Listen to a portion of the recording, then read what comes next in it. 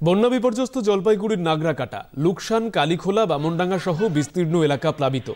কালীঝোড়ার উপর 3টি সেতুর পিলার থেকে মাটি সরে গিয়ে বিপত্তি দেখা দিয়েছে। বন্ধ করে দেওয়া হয়েছে সেতু। আলিপুরদুয়ারের সাংসদ মনোজ টিগ্গা বন্যা কবলিত এলাকা পরিদর্শন করেছেন। আজ সকাল থেকে ফের বৃষ্টি শুরু হয়েছে। বহু জায়গায় রাস্তা জলে তোড়ে ভেসে গেছে। ঘরবাড়ি হারিয়ে দিশাহারা সাধারণ মানুষ।